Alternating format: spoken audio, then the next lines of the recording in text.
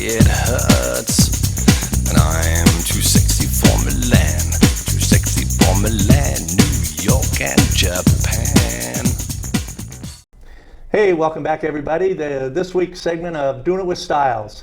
I've got an old friend here. I have a friend here that I've had for a long time. There you go. And he's not old yet, but he's getting there. And you can tell because the gray hairs, right? Anyway, my guest today is the voice. The voice. Aaron Phillips. Yes, sir. How are you, dude? I'm well. How are you? Good to see you. So, why do they call you the voice? Because I have one. No shit. The voice is just something I picked up for all my years being on radio.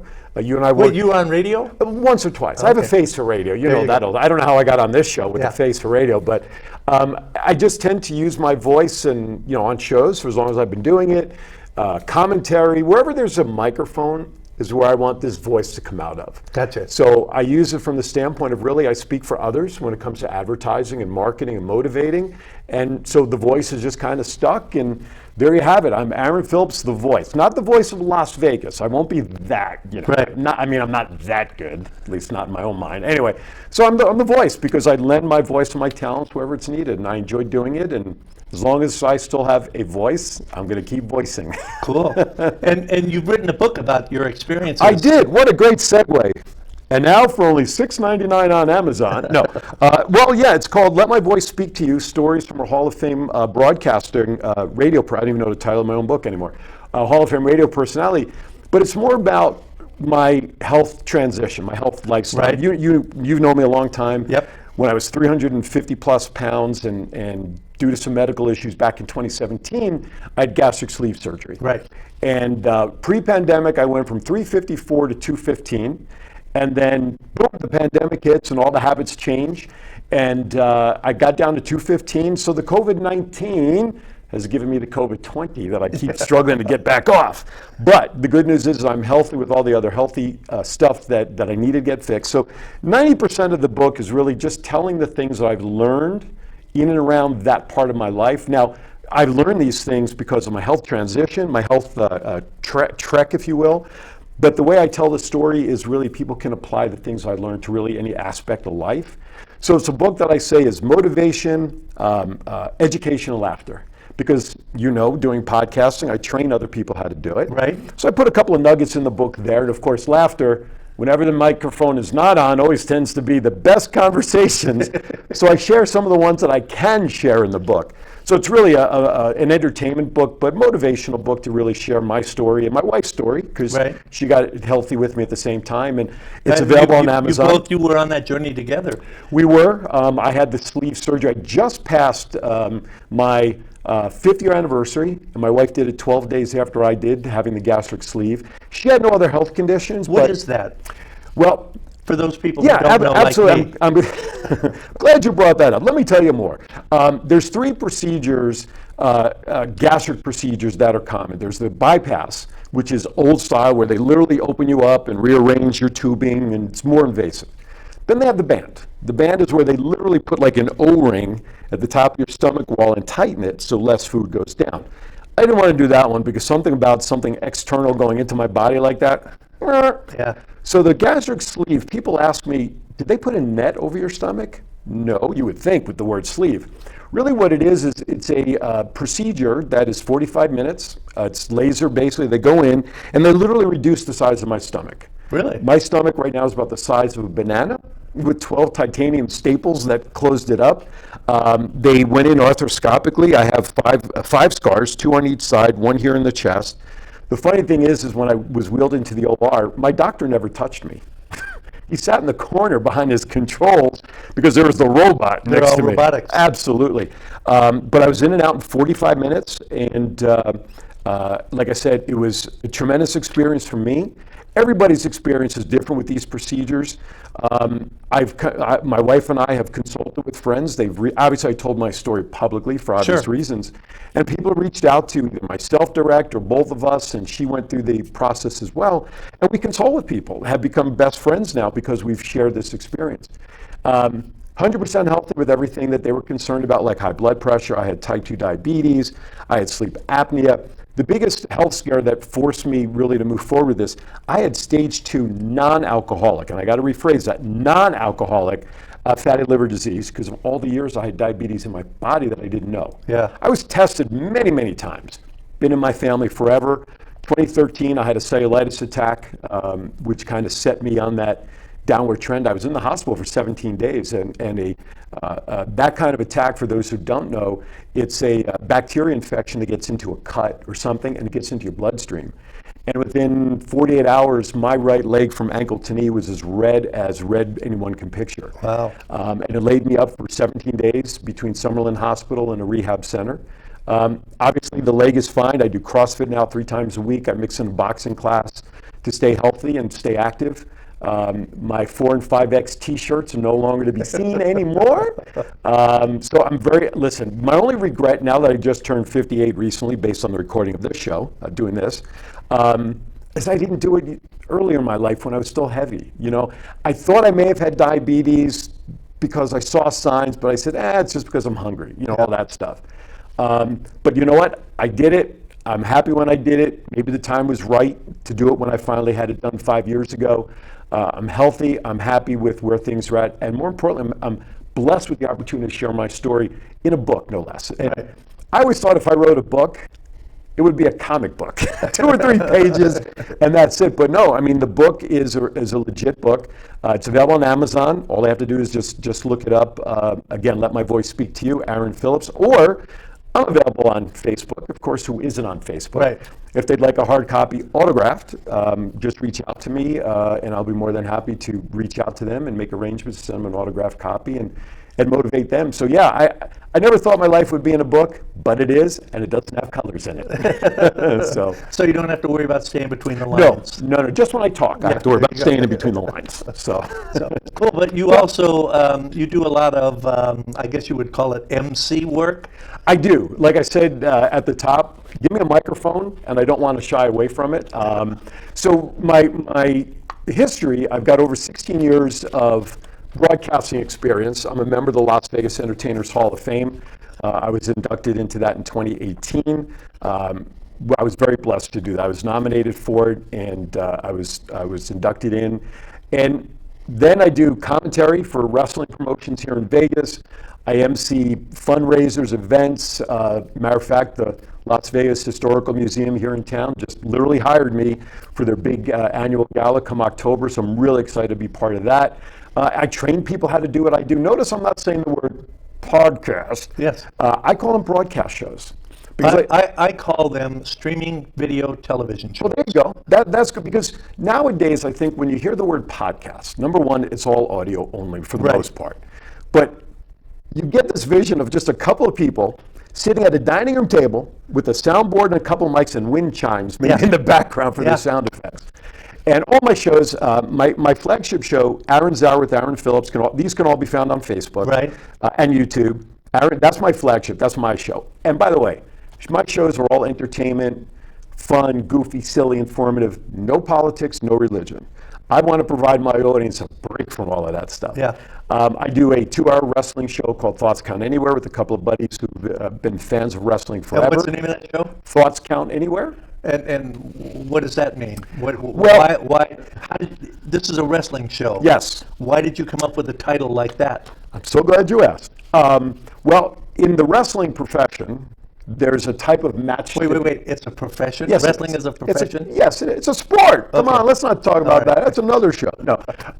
There's a stipulation for a match. It's called Falls Count Anywhere, where the wrestlers can literally go anywhere in the arena or outside the arena to get a pin count, a count of 3. So I took that name because, the majority of the 2 hours we talk about wrestling and the big boys and the independents and just news. But then at the end of the show, we shout out birthdays and we talk about pop culture. So really our thoughts really do come from anywhere. Gotcha. Okay. And so we just kind of made a little twist on the Falls Count Anywhere to call it Thoughts Count Anywhere. That show right now has actually been on the air 3 years. We're surpassing that 3-year mark right now. What else? I have a new show launching on the 18th of this month called The Round Table with Denver Bronco wide receiver great Rick Upchurch. another friend of mine, George Miklos. The three of us will be hosting the show. And you would think because of Rick, we're going to talk. Wait, didn't George run for president a few years You back? you remember he was on one of our old shows. That's correct. I wasn't sure if you remember who it was. I remember that. Yes, sir. Yeah. Yes, a big Raiders fan, and great guy. He's funny. And so the three of us are hosting the show where we call it the round table because we really want to talk about anything. Right. You know, yeah, with Rick, you would think we talk a lot of sports, and I'd be lying if I said we are not going to talk nothing. Of course we're going to talk sports, especially football. But we did a kickoff show a couple of weeks back just to kind of test the market on mental health. And it was only supposed to be a 60-minute show. But the viewership was so great that I decided to stay on the air. We went a full hour and a half. And that was a great sign for us. So on the 18th, we're going to be talking about organ transplants and that whole process.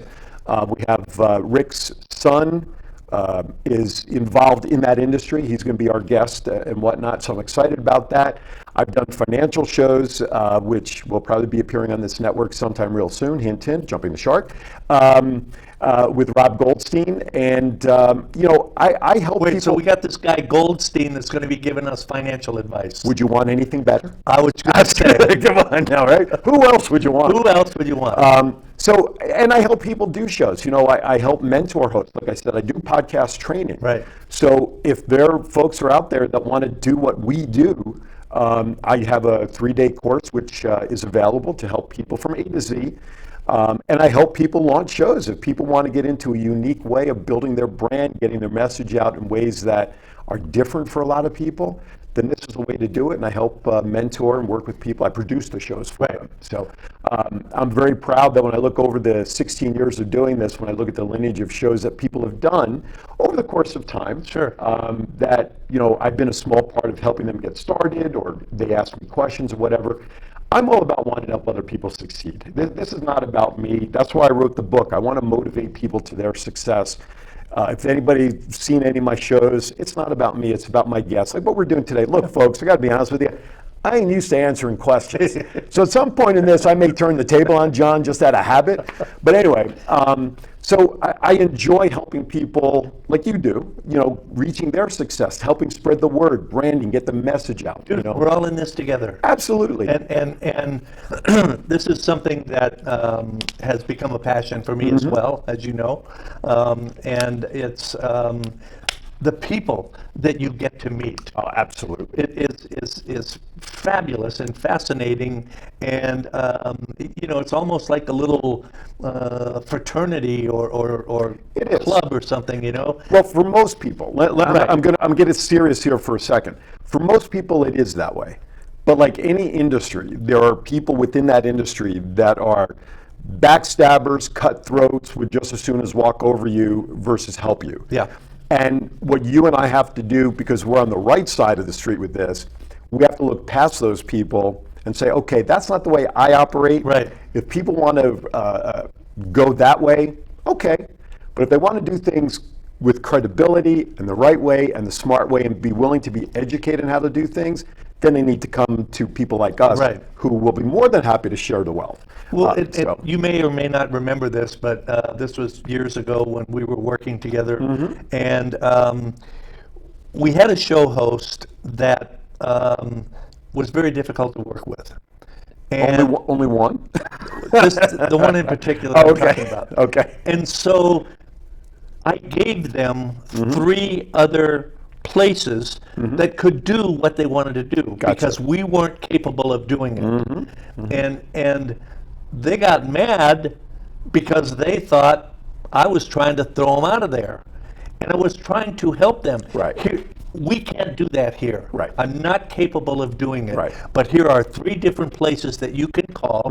They can do this for you.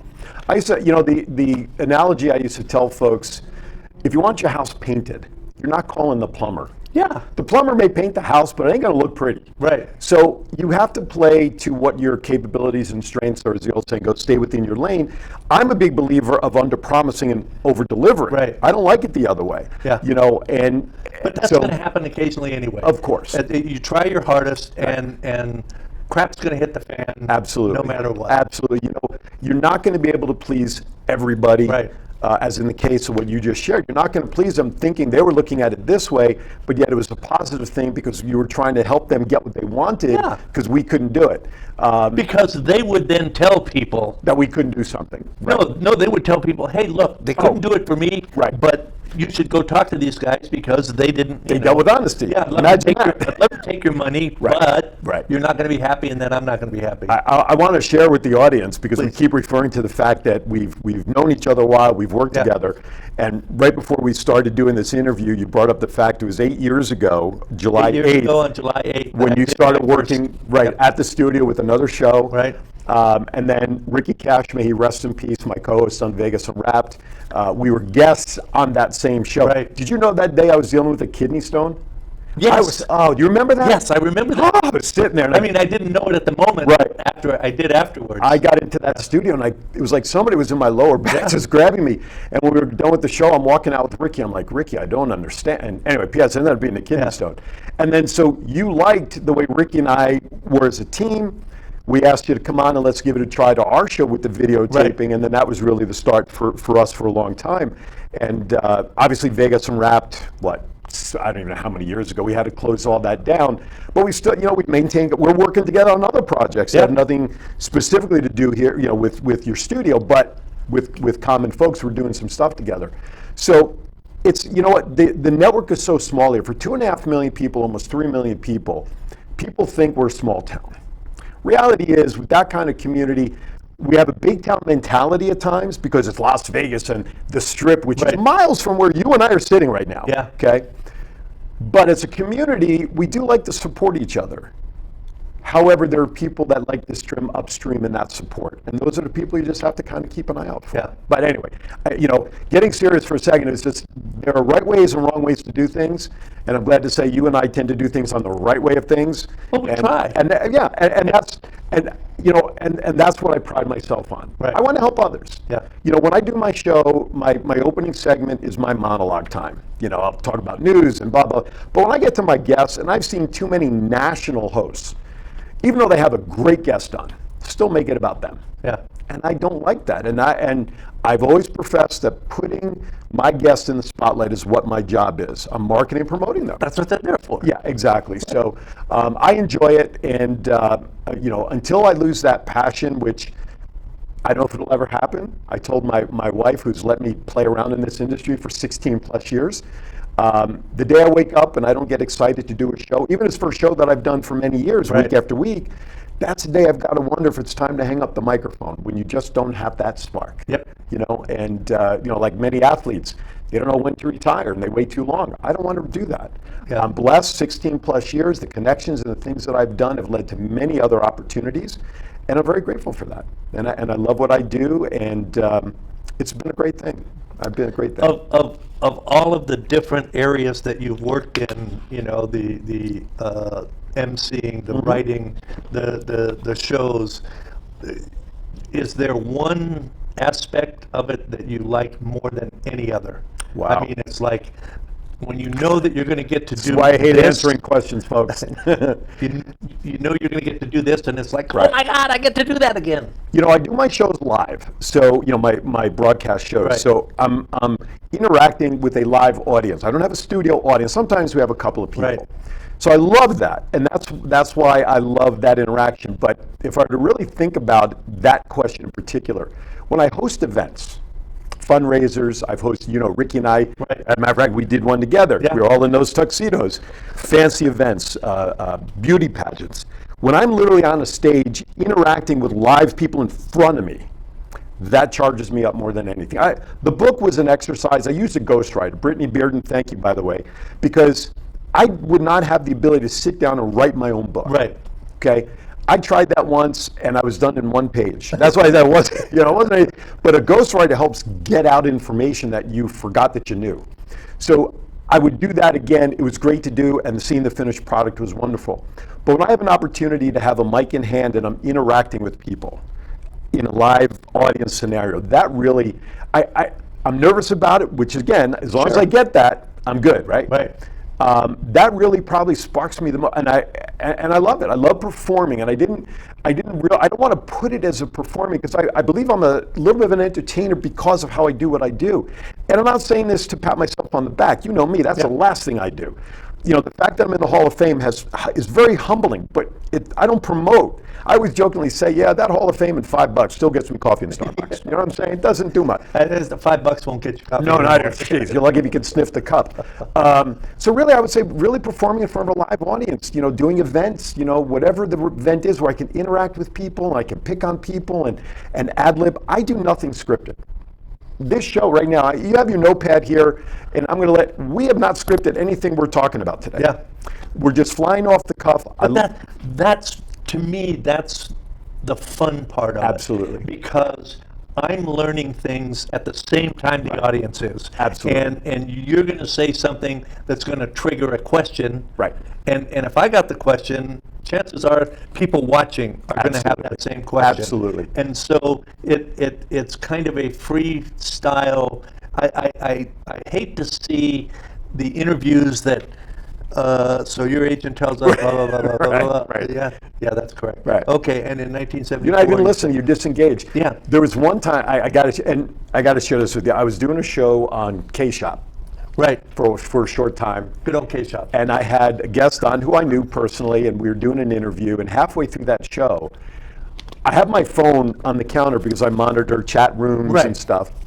And all of a sudden, I got a private message from the Entertainers Hall of Fame, ironically.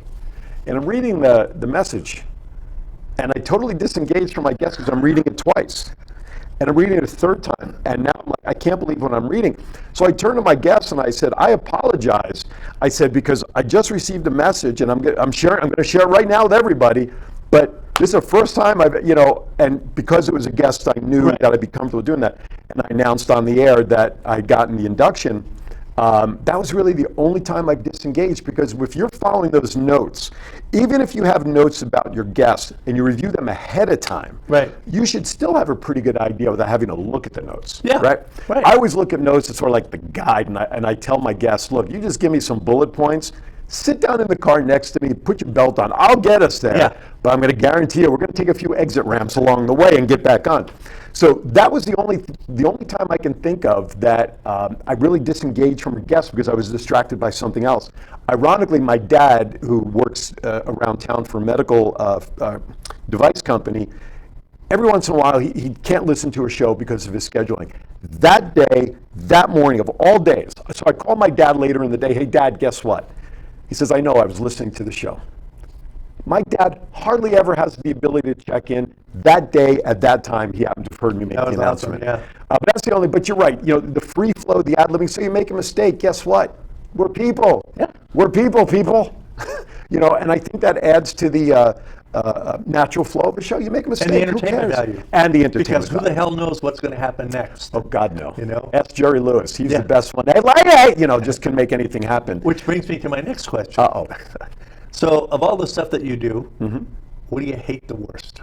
What's the hardest that you have to do, even knowing that you have to do it, but you really don't want to?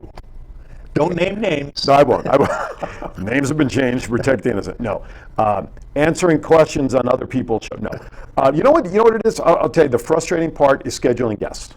Yeah. I'll give you an example. I was away on vacation. No, I'm not going to name names. I was away on vacation. I had scheduled a guest for my reappearance the day after I came home, 2 weeks before I went away. I figured, great, if I can get this scheduled, I don't have to think about it, boom, boom, boom, boom, boom. Well, I'm on vacation, and I was contacted by my guest 2 days before I got home. Something happened, they couldn't do it. Now I'm like, scrambling. Got a guest, all was good. But sometimes when you can schedule guests, like right now, I have guests scheduled for like 6 weeks. I try to get them out in advance. But that to me is the hardest part of this is maintaining guests, that are interesting to your audience, of course. You don't have guests that are interesting. You know, you're probably going to be kicking off the air after this show. You know what I'm saying? No doubt. But that to me, look, I like going out and talking to people. You know, I'm out talking to advertisers for my show. I enjoy that. Networking, meeting people, that's fun. I have no problem with that. Interviewing people, voiceovers, is great. working on scheduling guests for me could be the most tedious part, and yet I won't have anybody else do it for me. Right. Just like I won't have people do my social media because they can't write the way I would or sound like me. I've tried it, and I've taken it back because. And speaking of that, Yeah. I can tell if you've got somebody doing, not you personally, Right, but, right. If others, yeah. you know, they've got the virtual intern or, Yes. or whatever that's, you know. So let me ask you a question. I'm going to turn the tables on you. Okay. Okay? Good luck with that. Well, I like asking questions instead. Okay. What do you like about what you do? I mean, It's okay. So going way back, all right. I went to Hollywood High School in Hollywood, California, and so I was exposed to. do you want to talk about being exposed out here? No, I didn't expose Oh, myself. okay. Just want to clarify. I was exposed to a lot of things in the entertainment industry, Sure. and I'd always wanted to do something. Didn't you and a mutual friend of ours go to the same high school a Yes, year we or two did. apart, right? As a matter of fact, Miss Tema Hammond, Right. who is the HMFIC of the Golden Network TV on Roku. HMFIC. That's a lot of initials. I know. Anyway, yeah, it was, and that's another story. Right. That we went to high school together. Never heard from each other again until a few years ago. Right. So, I always wanted to do. I've always wanted to make a movie. Sure. I wanted to make a movie. You know, I would read a book and I go, oh God, I want to turn this into a movie. However, you know, went to Marine Corps. Got married, had kids, got Sure. jobs, and so Life got in the way. yeah. So and it was a good life. I Sure. I No, don't of I don't course. have any regrets there. But Right. and so when the construction industry, I was in construction my whole life.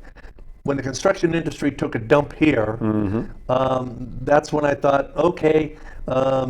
You know, I've always been into photography. I'm going to buy a video camera and see what I could do with that. Started playing around with that. I had some friends that were performers out at Mandalay Bay. Okay. Bill DeLoach. Oh, yeah. Yeah. Sure. And so I called him up and I said, dude, can I come out and film some of your shows so I can get some practice with this? Right. And he goes, yeah, sure, come on out. So I started doing that, and was doing that for about a month, maybe two. And he calls me one day and he goes, John, there's a talk show over at KLAB, which was one of Lotus Broadcasting stations, AM stations, and they're looking for somebody to videotape their show and upload it to YouTube. You want to do that? Yeah, that'd be cool. Sure. So I called them, we met, and they said, yeah, okay, let's do it.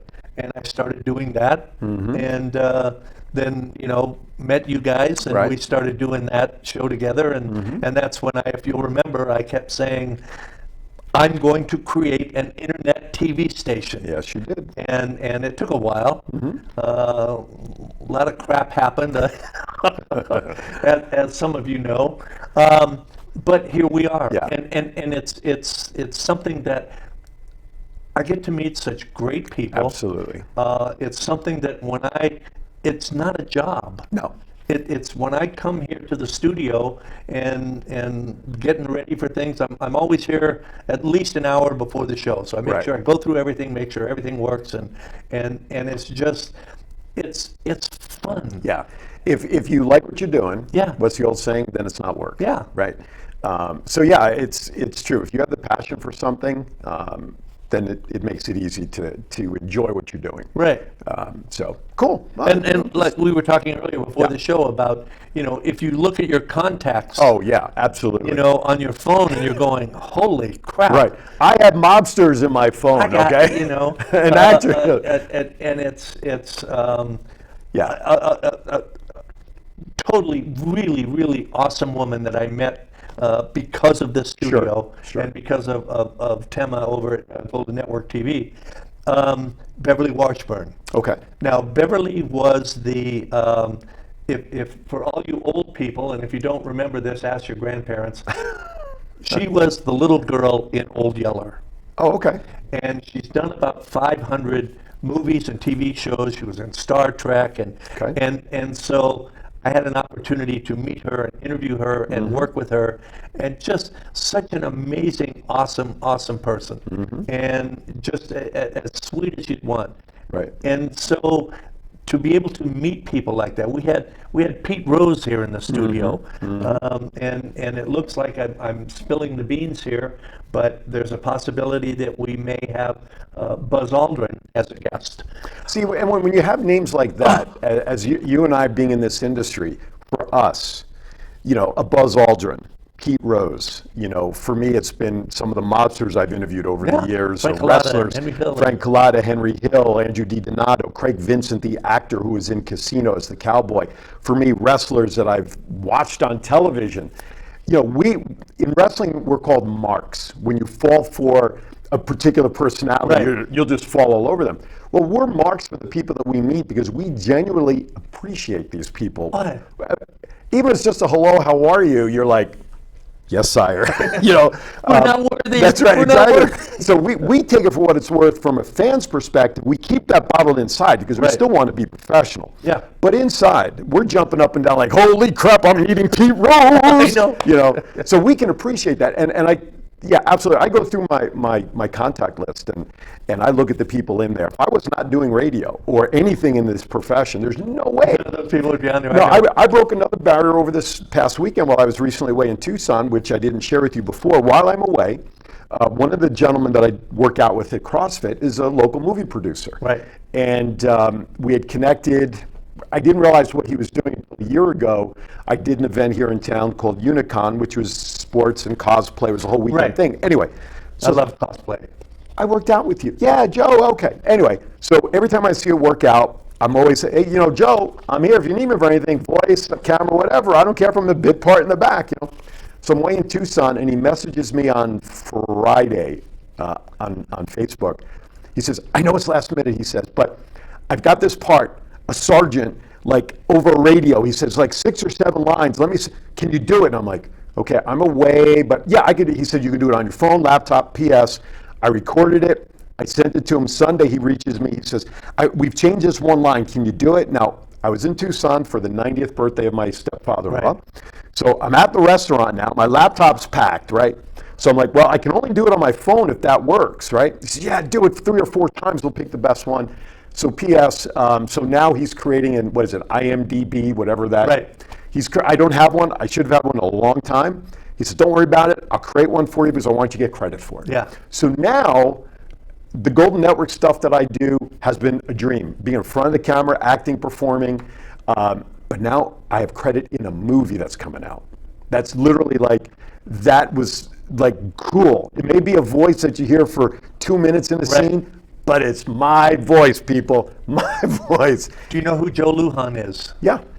So I met him. Well, that's who I'm talking about. Oh. That's exactly what I'm talking about. I do CrossFit with him. What a small world. I had 2 parts in one of his movies. Well, there you go. Now it's another reason I got to. In the same movie, I played 2 different characters. Because he would come into the studio sometimes. I'd let him do, because of the green screens that we have around here, that I would let him shoot some scenes and stuff. And so he comes to me one day, and this is when we were still over in Sahara, and he goes, John, I had this guy that was going to do these parts for me, but he's backed out at the last minute, and I'm trying to get this film finished. Would you like to do it? And I go, yeah, sure, that'd be fun. So I played 2 different scientists, right, like mad scientist, doctor kind of things. Jekyll and Hyde by chance. Who was having a conversation with Corey Taylor, who I'm supposed to be deathly afraid of. Now, I've been working with Corey for a couple of years, and she is one of the sweetest young ladies you ever want to meet. And trying to picture myself being afraid of Corey. So there's a little humor in this horror movie. It was. So what he did was he had me on 2 different TV screens at the same time. Corey was in this room. She would talk to this one, then she would turn and talk to this one, then she would turn back. And it was like, that was so much fun. Yeah. You know? But that's exactly what I'm talking about. And I've worked out with him at CrossFit for years. I mean, I've been doing CrossFit for a long time. So here I am last October. I'm one of the main MCs for this Unicon convention, which, by the way, is coming back in November, which I've been asked to go back to. And it's the last day, and we're presenting the awards for cosplay. And I'm looking at the names of judges. Now, I just knew him as Joe. I didn't realize it was that Joe. So we're looking at all the hosts. I'm off to the side, and I walk up to Joe very quietly, and I go, Joe, I didn't realize it was you. And we start laughing because he doesn't know, well, he knows me, but he knows me under a different name. Right. So until we saw each other there, we made the Right. connection. So that's how I put the pieces together. Gotcha. And every time I would see him at CrossFit over the last year, I'm like, Joe, remember, dude, I'm here for you. And I'm grateful that he thought of me for this opportunity. And so that's another thing in a way that I can cross off a bucket, my bucket list. Right. And now I've been part of a motion Yeah. picture, not visually, but that's okay. It was fun, wasn't it? Absolutely, absolutely. And knowing when I see the And how movie, many people get a chance to do shit like that? not many, at least not guys like you and I, Right. that are not professional Right. Hollywood actors.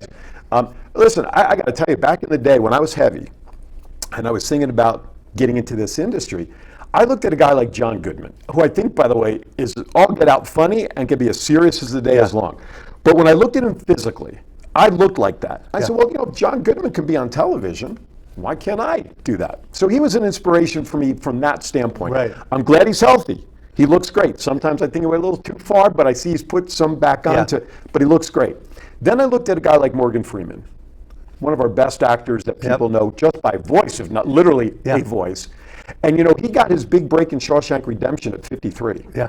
And then went on from there. So here I am, my late 40s, early 50s, and I see, well, if he could first do this at 53, why not me? So it's been a great thing as a motivator. I was going to write a book or do a show or something called Never Give Up on Your Stupid, Stupid Dreams. Because here we are at our age, pretty much in a second career. Sure. And so there's always time. There's, and I'm having just as much fun today maybe more today than I would have when I was in my 20s. Well, if you were still doing construction, if that had not changed, obviously your life and direction would have been very I would have different. been retired 10 years ago. Right, and you'd be crawling up the wall trying to figure out what to do. Hanging out in the bars and strip clubs and casinos and, Well, what's bad with that? What time do you want to meet? You remember the great Jimmy Valvano, the former head coach, right? Passed away of cancer years ago, and he had a great line at the end of his speech. Chase your dream or follow your dreams, always follow them and chase your dreams. And that was my slogan early on when I started this voice thing. Part of my motivation was to always remind people, just chase your dreams, because you never know. All of a sudden, hello, open the window over. Let me open the window back here. Is that a window behind us? They're fixed. They won't open. Okay, good. No one can jump out though. Because you never know. It goes back to the philosophy of what we were talking about earlier about seed planting. You just never know. Yeah. And the fact that I was away, and thank God with technology being what it is, I was able to accommodate them while I was away. That's it. 10 years ago, maybe 15 years ago, we would not be able to do what we're doing today. Absolutely. The technology has developed to the point where makes all this possible. Absolutely. And I was looking at the analytics for our station here this morning because somebody had asked me about some information that they need, and I was amazed that the audience that we have is worldwide. Sure. I expected 80-90% would be here in the U.S. and 0.1% here, but I mean I'm talking about the UK and France and a lot of those English-speaking European couples. Then the real mind blower, because I hadn't been checking in a long time, our biggest audience is 24 to 48. And I think it's because of the medium, the technology, and the technology, Yeah. and because you can see these shows on your phone, Right. on your laptop, on your TV, and even, and on streaming services like Roku. yeah, Who would have thought of on that? apps on your phone. And Yeah, shit. absolutely. And so The thing is, with the thing with Joe, when he messaged me on Friday, I need it by Sunday so we can edit it. yeah, I know. Okay, Joe. Well, I'm away. So anyway, thank goodness it worked out. Those are the things that I've always been hopeful for opportunities. And like you said, that's why we keep doing. We keep putting our name out there, branding, recognition of things that we do, and eventually the good stuff will come back. I believe in that. If you do things the right way, opportunities will. Look, even the opportunity for me 16 and a half years ago to get into doing this. Somebody gave me an opportunity by unlocking a door. When they say, open the door for opportunity. So I got my first gig behind a microphone. I recorded, I was a color commentator for Junior Golden Gloves boxing up in Mesquite 16 years ago. Now, we weren't up there. Right. The production company filmed all this, filmed it. They didn't like the voiceover guy in post-production, so they got rid of his voice. They hired 2 new people to come in. So P.S., I said to the host, I said, you and I should do this regularly. I mean, I'm just every gay guy, but he was an athlete. Anyway, he said, look, he says, if you can get us sponsors, I can get us airtime on the station. Ironically, it was K-Shop back in the day. And since that time, he literally just unlocked the door for me. Yeah. First 3 places I went into, we got sponsors. Our show was off and running. And I'm most proud of the fact that he unlocked the door, and I just kicked that door down. I did not, look, there's great universities out there. Syracuse University, if my wife sees this, she's going to roll on the floor that I'm promoting her alma mater. But we know there's Bob Costas and Marv Albert, and they all went to Syracuse University for communications, okay? I did not go to school for communications, but I've always enjoyed through my years in Kiwanis, talking with people. I'll strike up a conversation with anybody today in the checkout line at Albertsons if I find something that's, right? And that's the cool part of this, because what we do, you can't be afraid to talk to people. Right. Now, so, and I've honed my craft because since day one, everything my voice is on is recorded. So whether it was my first show, a first commercial, that time doing it, I go back now and listen as a listener would. Because, when you're doing a show, I mean, I know right now you're thinking about time and questions, and we got to make sure this. And so I went back and watched it as a listener, and I was, oh my God, I stepped all over John, or I didn't ask the right question, or I wish. So that's how, and that's the number one tool I give my students when I talk about broadcast shows. Go back and listen, because if you don't... And I learned that from you about making sure that the show hosts do that. You know who was the toughest guy that I couldn't get to do right away? Ricky. Yeah. Because we did the football. Yeah. Right? And so we're big football fan, or sports fans. I was the play-by-play. He was color, right? Right. And so he would get so excited with what's going on that I couldn't get him to shut up as the color guy, and he just took over to play-by-play. And finally, one day we're on the way home from a game, and ironically, we're talking to each other driving in the car, and I said, dude, I love you, I love your passion, but you need to listen to other commentary teams professionally. Right. Now, we're not on CBS or ESPN, but if we want to do a credible job, there's separate roles. I want you to listen to them, and then I want you to go back and listen to us, and you tell me what you learned. Yeah. And from that point forward, he started getting it, because we don't hear us. We're producing our shows. When I'm producing my show, even though I'm on camera. You're producing this show, even though you're on camera. And we don't hear. We hear, but we don't listen. Right. And the only way we can do that is we go back and we watch and we watch and we watch. And to this day, 16 and a half years later, I still do it. I'll go back when this show is available. I'm going to go back and say, man, I should have sat differently. I could have answered this question differently, or whatever. You have to continue to do that, because if you don't, you're going to get stuck. You're going to stay stale, and you're going to fall into bad habits. And it's not like, I mean, what's happening today with the audience and the medium and all of that, it's not like Johnny Carson. Oh. No. It's a totally different audience. Absolutely. It's a totally different experience. And the internet makes it that way. Right. Because as of That's right my now, point. stay away FCC. Yeah. It's not regulated by the Right. FCC. So we can get away with a little more. Still, look, on my shows, if an F-bomb drops, it drops. Right. But we don't make it a habit like Howard Stern would in his shows. Exactly. But we're not afraid to do it if we slip up with something. And it does. This industry does give us a little more leeway in some things, and hopefully it'll continue to stay that way. Okay. Could you imagine? I have a list of questions I ask my guests at the end of every show or throughout the show. And I still do that. Okay. And I was thinking of one I wanted to ask you, but I was afraid to. But based on what ask me anything. But just based on what you just said, here's the one that I get people cringing with. And I give all the listeners a disclaimer. You may want to turn down your volume just a little bit for 5 seconds, but we are not regulated by the FCC, That's John. Right. So, what is your favorite all-time curse? Slimy puke motherfucker. There you go. See? I love that question because it catches people off guard. Yeah. Here's another one for you. Tell me your favorite meal, top to bottom, beginning with appetizer. You're not going to believe this. Listen, coming from you, I'll believe anything. Maybe. Capriati's Bobby sandwich. Okay. No appetizer ahead of that, just Nope. the sandwich. That Dessert? That's everything. The whole That's meal. true. That's the appetizer. Particularly- That is a turkey dinner That's true. on the sub, right? Drink with it? Water, soda, wine? What do you drink? What's your... Either water or ginger ale. Okay, here's another one I'm going to ask you. What is your favorite all-time movie so that when it comes on, you pop your popcorn, you grab your favorite beverage, you grab your significant other, you don't want to be disturbed when it comes on TV or your whatever, what movie is it? And I can only pick one. That's it, just one is all I want. You can't phone a friend either. American Pop. Why? Are you familiar with the movie? I'm familiar with it, Okay. yes. I love that movie because of the music. Okay. And American Pop is an animated film that was done by Ralph Bakshi, and he had a different take on. He actually filmed actors doing the scenes and then animated that.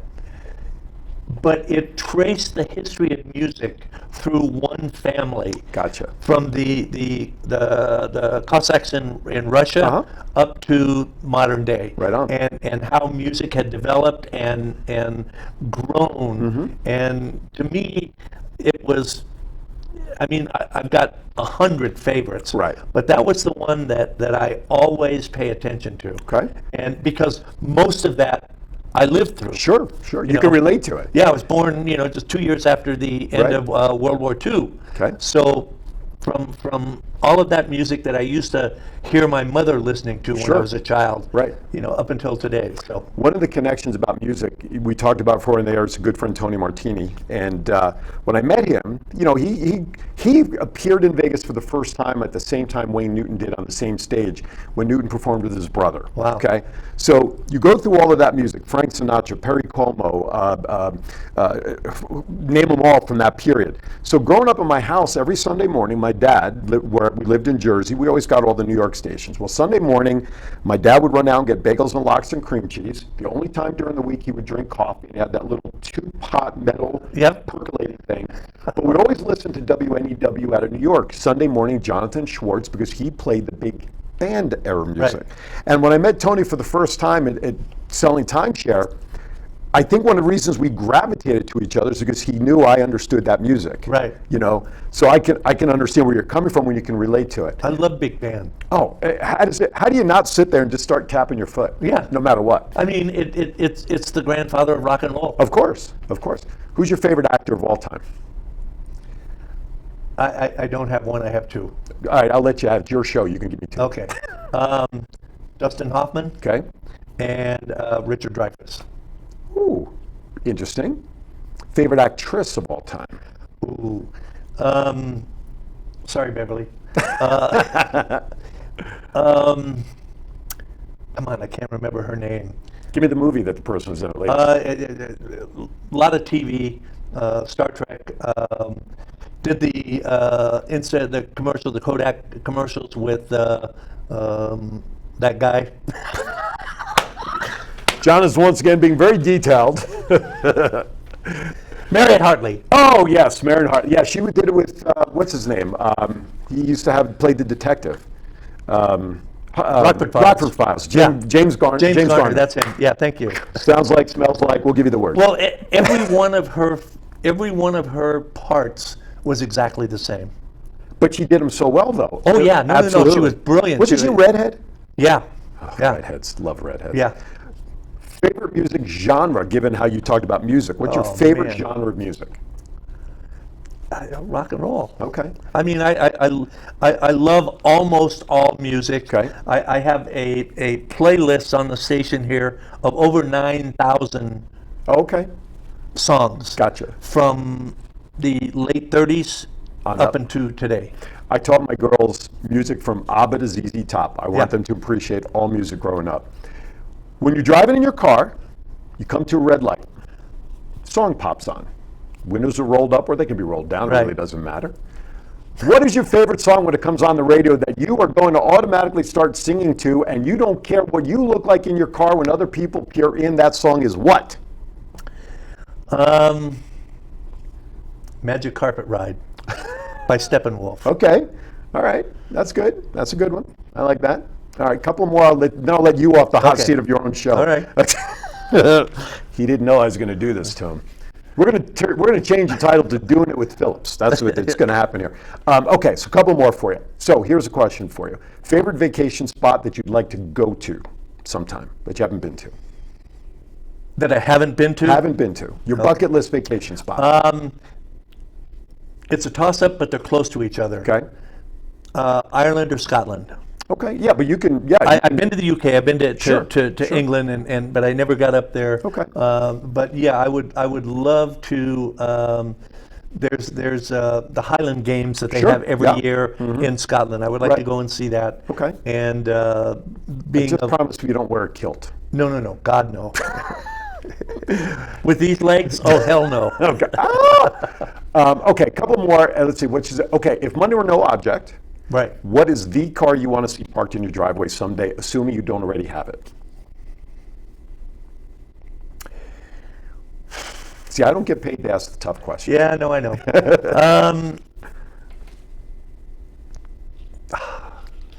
A 1965 Studebaker Avanti. A Studebaker. Didn't they stop making Studebakers back in Yeah. the day? They made Avantis, they made for 3, maybe 4 years Okay. in the 60s. And I think 65, 65 or 66 was the last one that they Okay. made. And it was a sleek, futuristic looking car. Gotcha. And it was, I mean, they when that car came out, they had a 9-month waiting list Really? to buy that car. And how much was it back in the day? Like $4,000. Wow. $4,000 for a car. A friend of my dad's bought one. Okay. And it was just the coolest thing. I mean, it was awesome. So Nice. I would Nice. find one that had been restored to its original Understood. glory. Understood. Now, the next question I'm going to ask you could be very telling upon my future. Okay. Your favorite superhero between Superman and Batman is? Batman. Oh, good answer. Okay, last question for you. You know why? Tell me. He wasn't an immigrant. Oh my God. Send your comments to John Stiles. Oh, jeez. No. I know. I grew up with both, and I love Superman. Oh yeah, George Reeves back in the day and all that. And Christopher Reeves. But I don't know. Batman was maybe it was because he was what we think billionaires should be. Okay, that's fair. And you know that he, instead of saying screw you guys, it was, hey, I got all this money, I'm going to help you out. Right. Yeah. When Adam West passed away, Oh. should have been a national holiday. Oh man. You know, that's what I got to tell you about that TV series. Sure, Okay. yeah. So I was in the Marine Corps at the time. Okay. And we had in the barracks we had a common room with the TV Mm-hmm. on. Whenever Batman was on, that common room was packed. Was it really? Yeah. Oh, that's cool. It was. I mean, we all loved it. You know? Absolutely. And no matter which base I was on, it was like that was it. Well, that's good because I mean he got a lot of flack for it being so campy and couldn't really get another But that's decent what role. to But me, that's what all made about. the show. It But was a comic book. do you watch it now when it pops on reruns and the 2-hour movie with everybody? I mean, I look back at that stuff and I go, how did we? Carlo, Oh, Batgirl. Oh. Did you hear that HBO Max, on a whole nother note, Right. Batgirl now, the movie that was supposed to be coming out, they stopped working on it. They're not bringing it out. yeah. That was so stupid. Yeah, Boom! I read something about it. I didn't know the details or anything Yeah, like just that. cutbacks, So, whatever. Anyway, last question I have for you, then I'll turn your show back to you. Thank you very much. I appreciate Welcome. that. All right, it's a little serious question. When the day comes that you're waiting in line at the pearly gates and the maitre d' is there to greet you, to welcome you in, what is it you want them to say to you? About time. Well, there you have it. I thought for sure it was going to be something like, you did it with style, so come on in. No, that goes without saying. Of course. Of course. Anyway, thank you for watching this version of Doing It with Phillips. I'll now return you to the regular schedule. Now, I have two questions that I always, Okay. most of the time, always ask my guests. If you were a tree, no, this is a serious question. Okay. if you had the power, the absolute power, to do one thing that would make the world a better place, what would it be? The world in general? The whole world. The whole world. Wow. That's tougher than any question I always ask my guests. I'm just getting even. Yes, you are. But you're only asking 2. I asked 6. Wow. One power to change anything to okay. Doesn't have to change. You can create. You can just. All it takes is that, and it's done. Okay. Respect others. If I had the power, you got to respect others regardless. I was going to, when you first asked the question, I would say the first power I'd do is bring my mother back to life, because what she could do, she's passed away, what she could do for others is unbelievable. But on a more worldwide thing, respect. Look, if you remember when we did Vegas Unwrapped, Ricky and I always close the show with a certain saying, be kind to everybody. Why is that? Well, we have. Right. I still do that today. Mine is, we're all in this together. There you go. If we respect each other, regardless of walks of life, regardless of skin color, regardless of what we do, where we come from, hair, no hair, whatever, if we respect each other, then I think things would be very different in our world. Yeah. So Years ago, there was a DJ in LA that I used to listen to all the time. And he used to close his show. When he closed his show, he would say, remember, folks, we were put on this earth to see each other through, not see through each other. I love that one. And that has stuck with me my whole life. I mean, because I'm driving home after dropping my girlfriend off after a date, and I'm driving home, and 1 o'clock in the morning, and I'm hearing this on the radio, and it's like, so. Did you today, it happened yesterday, I think, in the Little League World Series. This is the time of year when before school, they were in Williamsport, Pennsylvania. So it was, I think, Texas and Oklahoma with the 2 teams playing. And the pitcher for, I want to say Texas, a pitch got away from him and he hit the batter in the head, in the helmet.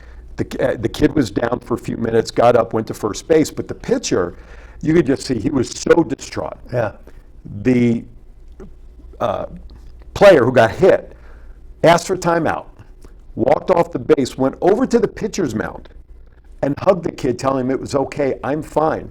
I know it was a mistake. It's okay. And so just that picture of these 2 combatants on the field, your opponents, and you see that humanity in that. If we have the opportunity to see our humanity through the eyes of children who don't care about anything, okay, then it goes back into that respect thing. We would be a much better place if we saw the world through kids' eyes, and how everything, we don't care. We don't care about skin color, hand color, tall, short, fat, thin, boy, girl, whatever. That falls into that. But seeing that today, I happen to have caught that video. Seeing that with the players was I missed that. But those in attendance, they stood and applauded easily for like 5-10 minutes for this action. But anyway, so that's my answer. Respect each other, doggone it. That's right. That's right. And I just want to remind all you people who don't watch that we'll be back again next week. You had 2 questions. You cutting out the second question on me? I asked you the first one, what kind of tree? Oh, okay. But okay. Oh, we'd be. Oh no, I would be an oak tree. An oak tree. Because I'd never fall down. I would. You know what? I was going to say when we started this, I know what you should be for Halloween this year. Uh-oh. What's that? I'm afraid. John Fetterman. John. Oh, is he the guy from The Office? No. Oh, who's John Fetterman? He's the guy from Pennsylvania. He's running for the Senate in Pennsylvania. Oh, see, I don't get into politics. That's why I didn't know. Why should I? Why? Because I look like him? He's 6'7", bald, and has a goatee. Do you remember not The Walking Dead? We talked about it not too long. Bryan Cranston. What was the TV show he was in? Right. Breaking Bad. So one day I was helping my wife color her hair. I told you the story, right? And so I put it in my goatee, and then when it cleaned up and everything, I took a side-by-side of him in character and myself, and I captioned it on Facebook, I'm getting my Halloween costume ready. And it was perfect. It was absolutely perfect. I just looked like the character with the red. I had red. Yeah. I don't know what shocked me more, the fact that it was red or the fact I saw a color in my beard besides the gray. I don't know if it was maybe a little bit of both, but anyway, I digress. And for those of you who didn't get a chance to see that, hang on. Oh, no. Oh, no, you're going to bring... Oh. He can bring it up on Facebook too if you wanted to in the middle of post-production, by the way. Oh, oh, the hat. Yes, I forgot about the hat. But my beard's not red anymore. That's okay. There we go. Are you going to I'll make superimpose it? I'll make this portion black and white. I was going to say that. All There you right, go. so There you have it. I want you all to write in and let us know. Do you think that this looks like Walter White? Walter Gray or whatever it is. You know. All right. Hey, listen, thank you all for the support that you give the station here and for watching the shows that we have here. Check out Aaron's book. I'm sure it's pretty good. He's damn sure it's I pretty haven't good. had a chance to read it because he said if I want to read it, I got to buy it. That's right. So, but anyway, I thank look you like all. Frankie Citro in this. And as I always say, if you're going to do it with styles. Nice work, John.